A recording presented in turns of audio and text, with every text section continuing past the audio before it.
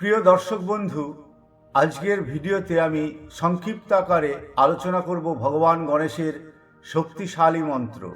শ্রোতা বন্ধুর কাছে অনুরোধ, সম্পূর্ণ ভিডিওটি দেখবেন ও লাইক, শেয়ার, কমেন্টস এবং সাবস্ক্রাইব করতে ভুলবেন না। ওম গং গণপতয়ে নমো নমঃ। শ্রী সিদ্ধি বিনায়ক নমো নমঃ। অষ্ট বিনায়ক নমো নমঃ। গণপতি বাপ্পা মোরয়া। গণেশ মন্ত্রের আধ্যাত্মিক ও ঐতিহাসিক প্রেক্ষাপট। গণেশ মন্ত্রের আধ্যাত্মিক ও ঐতিহাসিক তাৎপর্য বহু শতাব্দী ধরে হিন্দু সংস্কৃতি ও আধ্যাত্মিকতায় গভীরভাবে প্রথিত।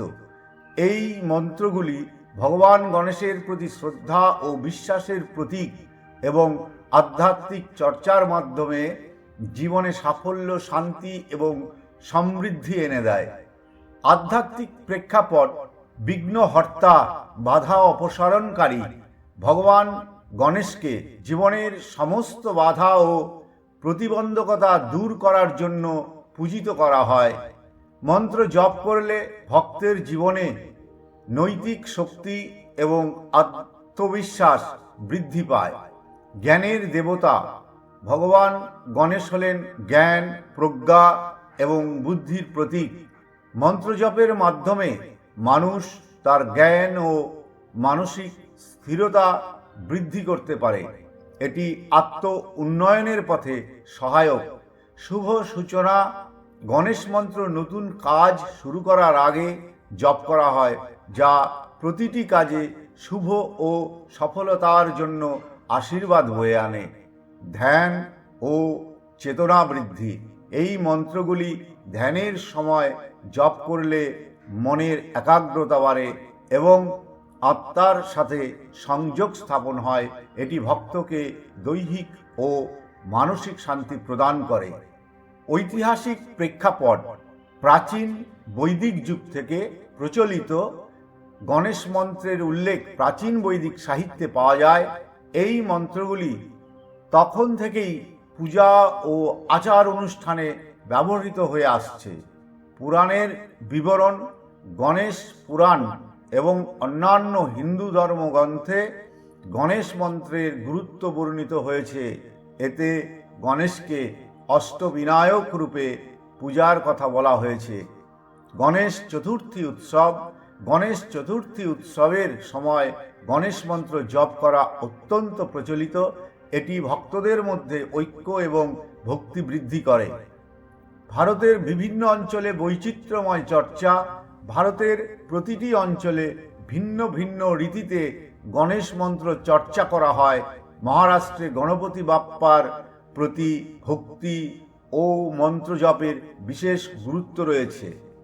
গণেশ মন্ত্র শুধুমাত্র আধ্যাত্মিক চর্চার জন্য নয়, এটি মানুষের জীবনে শান্তি, সাফল্য এবং মঙ্গল আনয়নের একটি শক্তিশালী মাধ্যম। ঐতিহাসিকভাবে এটি ভক্তি ও সংস্কৃতির একটি অপরিহার্য অংশ, যা আজও প্রতিটি হিন্দু পরিবারের জীবনের সাথে গভীরভাবে যুক্ত।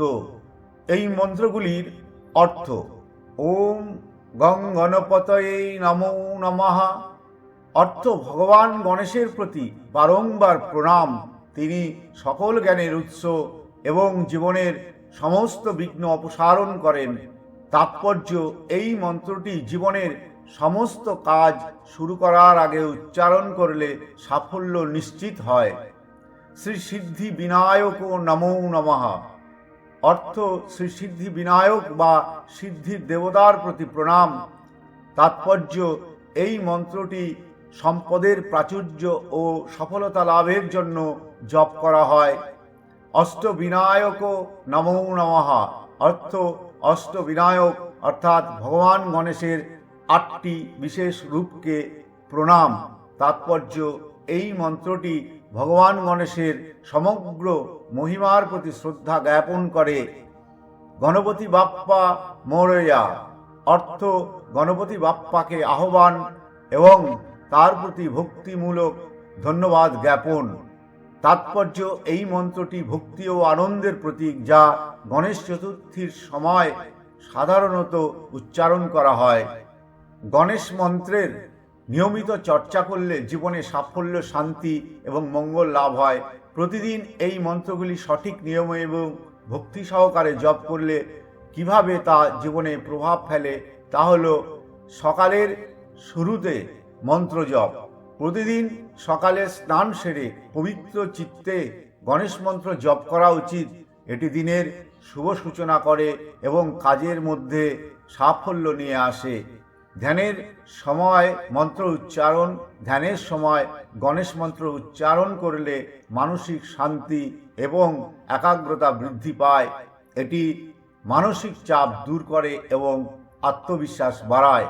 বাধা দূর করতে জীবনের যে কোনো বাধা বা সমস্যার সময় গণেশ মন্ত্র জপ করলে তা দূর হয়। ভগবান গণেশ বিঘ্নহর্তা, তিনি জীবনের সমস্ত বিঘ্ন অপসারণ করেন। নতুন কাজের শুরুতে, নতুন কাজ শুরু করার আগে এই মন্ত্রগুলি উচ্চারণ করলে তা মঙ্গলের প্রতীক হয়ে ওঠে। এটি কাজের সাফল্যের সম্ভাবনা বাড়ায়। শ্রদ্ধা ও ধৈর্য বৃদ্ধি। মন্ত্র জপের মাধ্যমে মন শান্ত থাকে এবং ধৈর্য ও ভক্তি বৃদ্ধি পায়। এটি দৈনন্দিন জীবনে ইতিবাচক পরিবর্তন আনে। গণেশ মন্ত্র উচ্চারণের সময় স্পষ্ট এবং সঠিক উচ্চারণে জপ করুন। একটি পরিষ্কার বা শান্ত জায়গায় বসে ধ্যান করুন। নির্দিষ্ট সংখ্যা যেমন 11 বার বা 108 বার মন্ত্র জপ করুন। এই মন্ত্রগুলির নিয়মিত চর্চা শুধুমাত্র ভগবান গণেশের কৃপালাভের মাধ্যম নয়, এটি আধ্যাত্মিক উন্নতিও সাধন করে। পুনরায় বলছি, ভিডিওটি ভালো লাগলে লাইক, শেয়ার এবং সাবস্ক্রাইব করতে ভুলবেন না। আপনার মতামত কমেন্টসে জানান। আজ এ পর্যন্তই। নমস্কার বন্ধু।